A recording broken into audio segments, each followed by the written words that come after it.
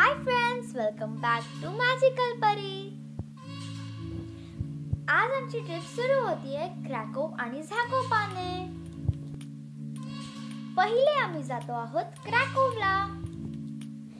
या travel blog मध्ये तुम्हाला माझ्या आणि माझ्या आईचा आवाज पण ऐकायला येणार आहे। सध्या स्प्रिंग सीझन सुरू असल्यामुळे बाहेर खूप छान नजारा दिसतोय। पोझनान टू क्रॅको हा ट्रेन जर्नी साधारण 5.5 तासाचा होता। हे करून आम्ही क्रॅकोला उतरलो आणि हे आहे क्रॅको शहर।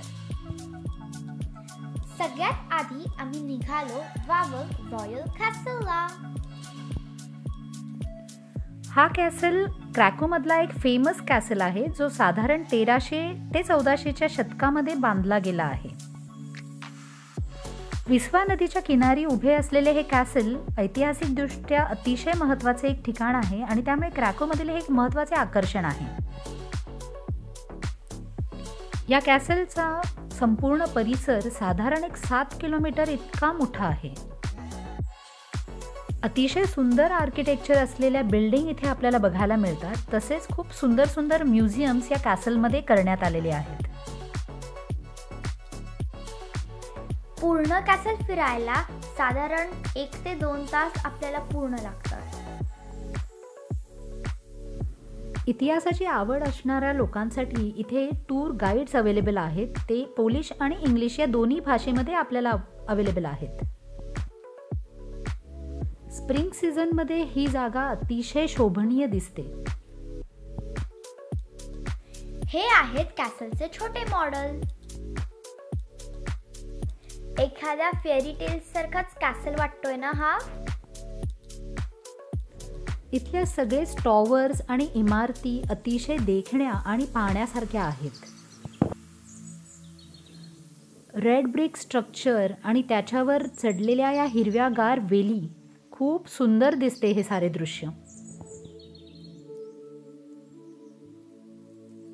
ही आहे विस्वा नदी। विस्वा नदी ही क्रॅकोमधली सगळ्यात मोठी नदी आहे। आपल्याला पिक्चर मध्ये दिसते तशी छान बिल्डिंग आहे ना ही। हा आहे ड्रॅगन इथला सिम्बॉल।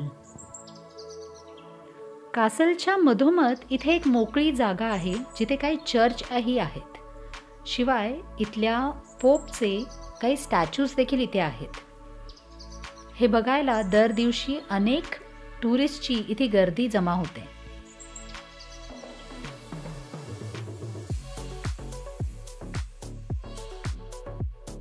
आणि आजूबाजूच्या परिसरात खूप मोठी बाग इथे केलेली आहे।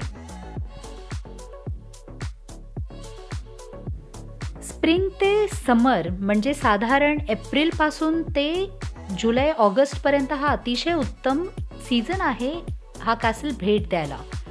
आता सध्या ट्युलिपचा सीझन चालू आहे, तर आम्हाला इथे खूप सारे ट्युलिप बघायला मिळाले। तसेच इतरही वेगवेगळ्या रंगांची फुलं झाडं इथे आम्हाला बघायला मिळाली।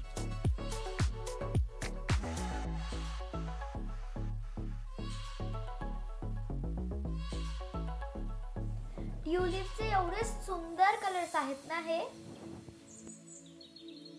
आहे की नाही एकदम पिक्चर परफेक्ट।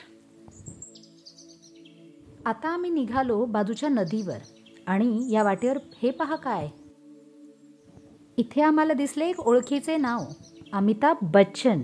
होय,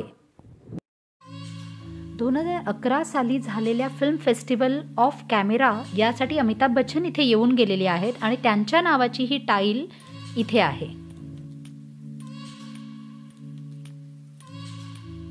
मग आम्ही गेलो विस्वा नदीवरच्या फेरी राईडसाठी। अर्धा तास ते 1 तास असे वेगवेगळ्या टाइम स्लॉटच्या फेरी राईड्स इथे अवेलेबल आहेत। सूर्यास्ताच्या वेळेला ही फेरी राईड अतिशय उत्तम आहे। आम्ही एक अर्धा तासाची फेरी राईड इथे बुक केली होती आणि साधारण या कॅसलच्या आजूबाजूचा सुंदर नजारा बघायला मिळाला।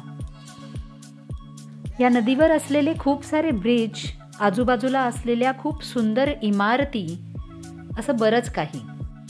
तर असा होता आमचा पहिला दिवस क्रॅकोला। हा ब्लॉग तुम्हाला आवडला असेल तर लाईक, शेअर आणि सबस्क्राईब। भेटूया डे 2च्या दुसऱ्या ब्लॉग मध्ये। बाय।